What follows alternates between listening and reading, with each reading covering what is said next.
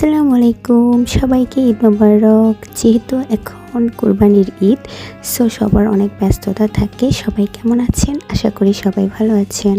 এবারের ঈদটা আমার জন্য খুব একটা সুখের নয়, কারণ আমি পা ভেঙে বসে আছি।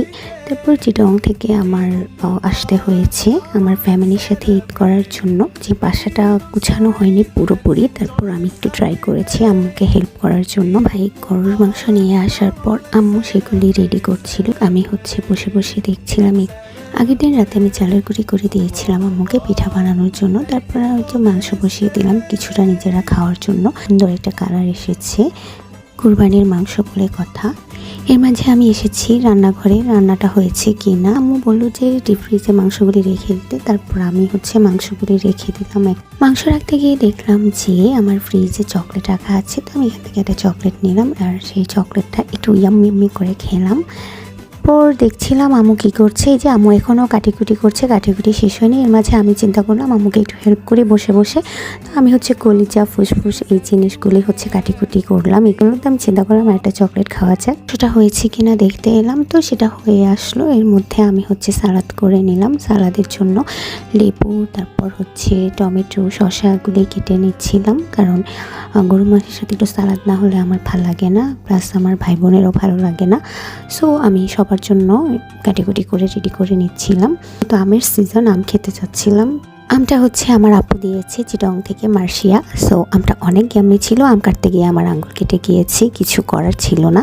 আমার ভাই বোন দুজন খুব ঝগড়াঝাটি চলছে তাদের। আমাদের ফ্যামিলিতে একজন আছে যার জন্য মুরগির মাংস রান্না করতে হয়, এই সে ব্যক্তি। আমার টেবিল সাজানো হয়ে গিয়েছে। তারপর এই যে ছোটজন, তার কাজ শুধু ড্রিঙ্কসগুলো সার্ভ করবে, এতটুকুই। তারপর এই যে আমি আঙ্গুল কাটা নিয়ে কেয়ার করা, কিছু করার ছিল না, কপালে এটাই ছিল। ভাই কি করছে যেন, পাকঘরে গিয়ে দেখছে আর কে কি করছে, মানে একটু উকি মারছে কি করছে আম্মু। তারপর সবাই মিলে যে আমরা খেতে বসলাম। তো এর মাঝে আম্মুর নামাজের সময় হয়ে গিয়েছে, আমার নামাজ পড়তে গিয়েছিল। বললাম সার্ভ করে দেওয়ার জন্য, তো সে বলছে যে আমি আগে নেই, তারপর তোমাকে দিব। আচ্ছা যাই হোক, আমরা খুনসুটি করে সবাই একসাথে খেতে বসলাম। আম্মু পরে এসে আমাদের সাথে জয়েন করবে। আমি একটু গরু মাংস নিলাম, সাথে রুটি, তারপর একটু সালাদ নিলাম, একটু লেবু কুচলিয়ে। তারপর ইয়াম, সেই মজা, সেই টেস্টি একটা খাবার। মানে গরুর মাংসটা এমনি অনেক মজা, তারপরও যে আজকে কোরবানির মাংসতে আল্লাহর রহমতে এত মজা হয়, এত স্পেশালিভাবে কিচ্ছু করে রান্না করা হয়নি, খুবই নর্মাল। এই যে আব্বুকে দেখাচ্ছে, সে গরু মাংস খায় না, খুব কম।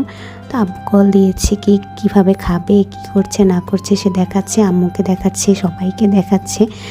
যেহেতু আমি ভাত পছন্দ করি, তাই আমি গরু মাংস দিয়ে অল্প করে একটু ভাত খেয়ে নিলাম। এত মজা। খাবার শেষে চিন্তা করলাম একটু চকলেট খাই, দেন একটু চকলেট খেলাম। চকলেটটা আমার আব্বু পাঠিয়েছে বাহির থেকে।